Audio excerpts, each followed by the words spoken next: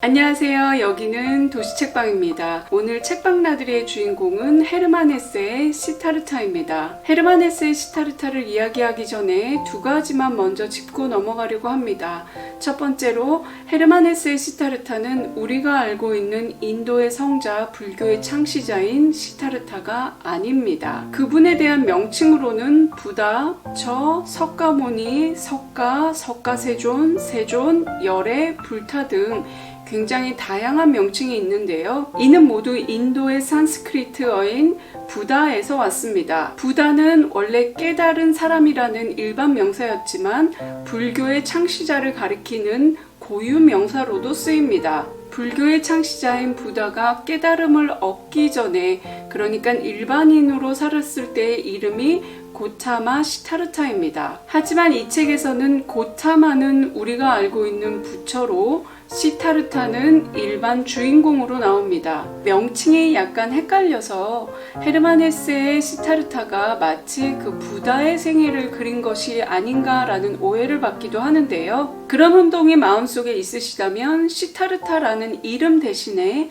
헤세 아니면 다른 친숙한 이름으로 바꿔서 이 책을 읽어도 괜찮습니다. 주인공의 이름이 시타르타건 헤세건 철수건 그 이름은 별로 중요하지 않습니다. 이는 책의 마지막 부분에 언어라는 틀에 갇혀서 진실을 제대로 바라보지 못하는 고빈다의 모습이 나오는데요. 말로 표현되는 것보다 말에 담긴 내용이 훨씬 더 중요하다는 작가적 성찰이 담긴 대목이기도 합니다. 그러니까 이 시타르타라는 어떤 종교적인 색깔에서 벗어나서 한 남자의 깨달음을 보여주는 책이라고 생각하면은 아마도 이 책을 접근하기가 조금은 수월할 것 같습니다. 두 번째로 이야기할 것은요. 헤르만 헤세는 스위스 국적을 가진 독일인인데 어떻게 해서 이렇게 불교에 대한 이야기를, 인도에 관한 이야기를 썼을까 하는 생각입니다. 헤르만 헤세의 지식산책 영상을 보신 분은 알겠지만 헤르만 헤세의 외할아버지는 선교자였습니다. 그는 인도에서 오랫동안 포교 활동을 했고요. 헤르만 헤세의 어머니는 인도에서 태어났습니다. 그리고 독일로 돌아왔을 때 그 외할아버지께서 인도에 관한 책을 굉장히 많이 가져왔다고 하고요. 그리고 헤르만 헤세도 1922년 이 책이 출판되기 전에 인도를 직접 여행했던 경험이 있습니다. 분명히 이 작품은 불교에 많은 영향을 받았습니다. 읽다 보면 도교 사상이나 노장 사상도 나오고요. 성경의 탕자와 같은 모습도 나옵니다. 이 책은 제목에서 나오는 종교적인 색채와는 달리 헤르만 헤세가 평생 동안 탐구했던 나는 누구인가라는 정체성의 문제, 삶은 무엇인가에 대한 끝없는 고민과 깨달음과 그 성찰의 과정에 대한 이야기입니다. 시타르타는 유복한 브라만 집안의 아들입니다. 자신의 삶에 만족도 기쁨도 얻지 못해서 출가를 결심합니다. 탁발 승인 사문에서 고타마의 설법을 듣는 수도승을 거치면서 자신은 깨달음을 얻었다고 생각합니다. 그리고 그 깨달음을 멈추지 않고 세속으로 돌아가 깨달은 삶을 살고자 합니다. 그렇게 세속으로 돌아가는 길에 뱃사공을 만나고 운명의 여인인 카말라를 만납니다. 그녀와 만남을 계속하기 위해 카마스와미를 만나 장사를 하고 사업을 하여 많은 부를 얻습니다. 그러면서 자신은 깨달았기에 어린아이와 같은 세속의 사람들과는 자신은 다르다라고 생각하지만 점점 그는 세속의 세상에 푹 빠져들게 됩니다. 돈과 사랑을 다 누렸지만 지독하게 허무하고 염세적인 생각이 밀려듭니다. 그러한 생각 끝에 자신을 진실로 사랑한 카말라를 뒤로하고 다시 수행의 길로 떠납니다. 카말라가 자신의 아이를 임신한지 모른 채 말이죠. 그는 강물 속에서 깨달음의 소리를 듣습니다. 흐르는 강물을 통해 자신의 삶을 되돌아보면서 한때 그 강물에 빠져 죽으려 했던 때를 떠올립니다. 나의 인생은 참으로 기이하군 하면서 자신의 인생을 되돌아보죠. 그와 함께 출가의 길을 걸었던 친구 고타마는 설법에만 의존했던 반면 시타르타는 출가 수행과 세속의 수행, 이 모든 것을 통해 깊은 깨달음을 얻습니다. 시타르타가 삶의 진실을 얻었다고 생각했던 순간 자신의 뜻대로 원하는 대로 삶이 돌아갈 줄 알았지만 그의 삶은 뜻대로 되지 않았습니다. 그는 세존의 장례식에 참석하려 했던 카말라를 다시 한번 만나고 그녀의 옆에 자신이 몰랐던 아들을 마주하게 됩니다. 카말라는 뱀에 물려 온몸에 독이 퍼져 죽게 되고 시타르타는 생전 처음 마주한 아들과 남게 되는데요. 아들에 대한 걱정과 맹목적인 사랑과 집착에 시타르타의 삶이 송두리째 흔들립니다. 그래도 그는 아들을 향한 마음을 멈출 수가 없었습니다. 결국 아들은 아버지 곁을 떠나고 찾지도 말라는 뜻으로 강을 건널 때 노도 버려버리죠. 아들이 떠나버리고 시타르타는 뱃사공 바주데바에게 자신의 상처를 고백합니다. 그리고 세상 사람들에 비해 우월하다고 믿었던 오만하고 자만스러웠던 자신의 모습을 깨닫게 되죠. 자신의 판단의 잣대를 버리고 세상을 있는 그대로 그 자체로 받아들입니다. 그리고 자신이 출가했을 때의 아버지의 모습과 현재 자신의 모습, 그리고 떠나간 아들의 모습에서 윤회를 깨닫게 됩니다. 뱃사공은 죽고 시타르타는 남아 뱃사공 일을 계속합니다. 그러던 어느 날 강을 건너려는 고빈다를 만납니다. 그는 시타르타를 알아보지 못하지만 시타르타는 고빈다를 알아보고 말을 건넵니다. 부도 행위에 너무 집착한 나머지 깨달음을 얻지 못한 고빈다는 계속 시타르트에게 질문을 하고 시타르타는 이렇게 답을 합니다. 지식은 전달할 수 있지만 지혜는 전달할 수 없는 법이야. 우리는 지혜를 찾아낼 수 있고 지혜를 체험할 수도 있고 지혜를 지니고 다닐 수도 있고 지혜로 기적을 행할 수도 있지만 지혜는 말하고 가르칠 수는 없네.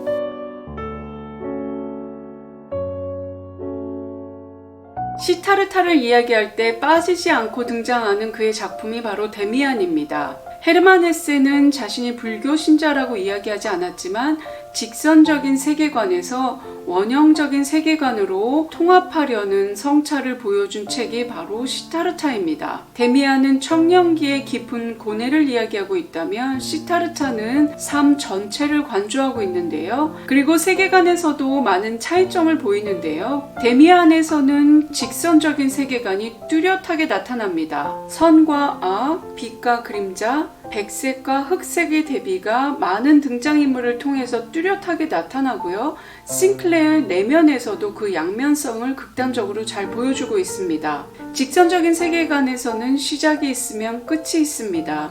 그리고 이 시작과 끝은 서로 만날 수가 없습니다. 그리고 이 선은 시간을 따라 앞으로 나가기 때문에 과거, 현재, 미래에 대한 시간의 구분이 뚜렷합니다. 이렇게 이분법적인 대립의 갈등에서 팽팽하게 갈등하고 고민하는 모습이 데미안의 모습이라면 이것을 하나의 원으로 통합하는 모습이 시타르타의 모습입니다. 원형적인 세계관에서는 시작도 없고 끝도 없습니다. 한번 원점에서 이렇게 하나를 시작해서 원을 돌리기 시작하면 다시 그 원점으로 돌아가는데요. 그래서 원형적인 세계관에서 시간의 구분은 거의 의미가 없이 돌고 돈다는 윤회 사상이 나오게 됩니다. 그리고 어디가 시작이고 어디가 끝인지, 무엇이 원인이고 무엇이 결과인지 모든 것이 모호하고 그 구분의 의미가 사라집니다. 헤르만 헤세는 시타르트에서 선과 악, 삶과 죽음의 구분이 별 의미가 없다는 윤회적인 통합적인 세계관을 보여줍니다.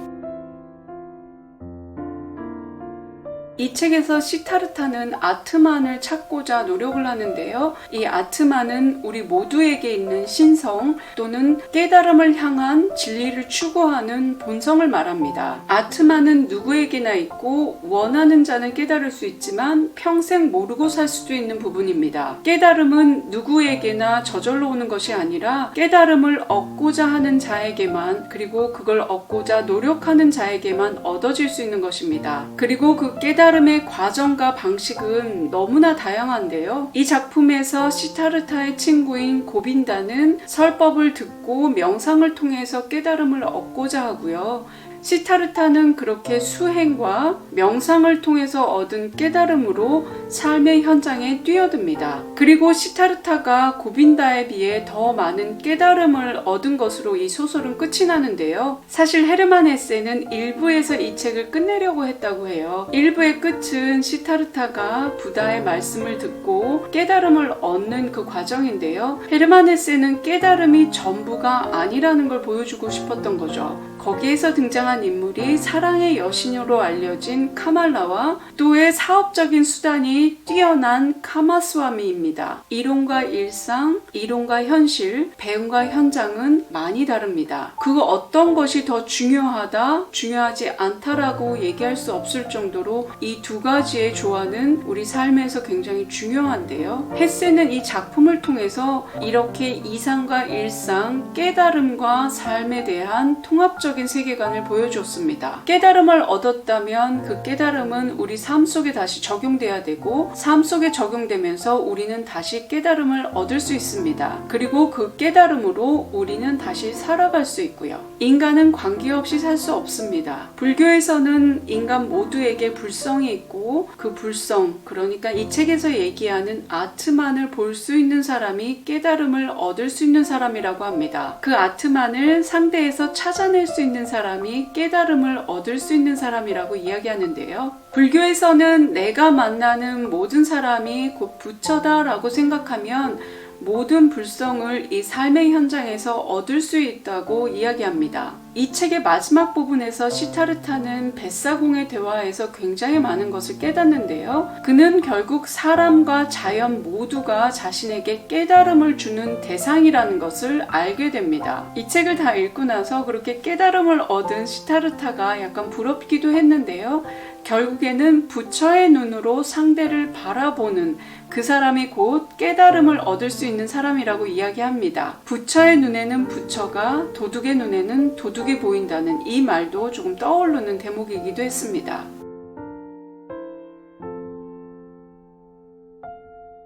하지만 시타르타가 처음부터 이렇게 상대를 배려하고 존중하지는 않았습니다. 시타르타는 똑똑하고 어디 흠잡을 데 없는 완벽한 사람인 것처럼 보였습니다. 그는 어디를 가나 인정받았고 다른 사람들과는 우월하다는 약간의 자기의 아집과 고집이 굉장히 강했던 사람이었습니다. 시타르타는 에고가 너무 강해서 타인에게 충고를 구하거나 도움을 요청하지 않습니다. 자신의 문제는 자신만 해결할 수 있다는 어떤 독립심을 떠나서 자만과 오만에 빠져 있는 상태였습니다. 그리고 시타르타는 자신의 말과 행동이 타인에게 상처가 될 수 있다는 것을 깨닫지 못했습니다. 출가를 할 때 아버지에 대한 미안함이나 연민도 없었습니다. 아버지가 겪었던 고통을 이해할 수도 없었고요. 자신을 소유하려 들지도 않고 조건 없는 사랑을 줬던 카멜라의 상처와 고통도 모른 채 자신의 깨달음에만 사로잡힌 시타르타는 다시 한번 수행의 길을 떠납니다. 하지만 생면부지의 아들이 그의 삶을 송두리째 흔들어 놓는데요. 그는 아들에게 사랑을 무한히 주고 싶었지만 아들은 이를 거부합니다.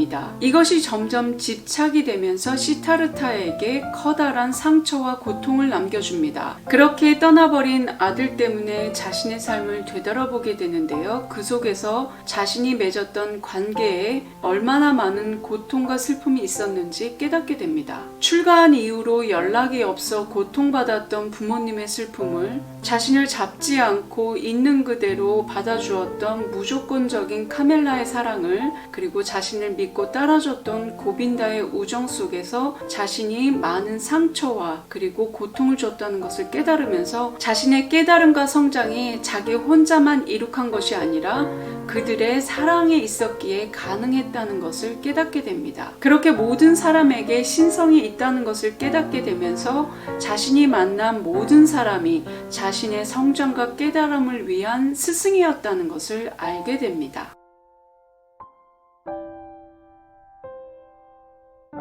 헤르만 헤세는 이 책에서 진리는 가르칠 수 없다고 얘기하지만 역설적으로 이 책을 통해서 진실이 무엇인지 조금이라도 알려주려고 했던 것 같습니다. 이 책은 얇아서 빨리 읽을 수도 있는데요. 빨리 읽어버리기에는 조금 아까운 책입니다. 어려운 단어도 화려한 미사여구도 없습니다. 가볍지도 무겁지도 않지만 잔잔하게 아주 깊은 여운을 남기는 책입니다. 지식은 공부와 배움으로 얻을 수 있지만 지혜는 깨달음으로 얻을 수 있다는 걸 고빈다와 시타르트를 통해서 이야기했습니다. 내면의 수양과 명상도 굉장히 중요하겠지만 그거 하나만으로는 어떤 깨달음에 이르기는 굉장히 어려운 것 같습니다. 무모하고 부질없고 쓸데없다고 해도 때로는 욕망하면서 그 욕망을, 그 욕구를 채워가면서 욕심도 부려보고 도전도 해보고 실패도 하고 좌절도 하고 또다시 일어서서 희망도 하면서 사랑의 기쁨도 느끼고 슬픔도 느끼고 어떤 희노애락을 찾아가는 게 이렇게 삶 자체를 알아가는 게 깨달음의 과정 아닌가 조심스럽게 생각해 봅니다. 이 책의 깊이를 15분 안에 다 전달할 수 없다는 한계를 느끼면서 여러분에게 꼭 읽어보라고 추천하고 싶습니다. 지금까지 도시책방에 저와 함께 머물러 주셔서 감사합니다. 오늘 영상이 마음에 드셨다면 구독과 좋아요, 댓글과 공유로 응원 부탁드립니다. 그럼 도시책방은 책 많이 읽고 다음 영상으로 찾아뵙겠습니다. 감사합니다.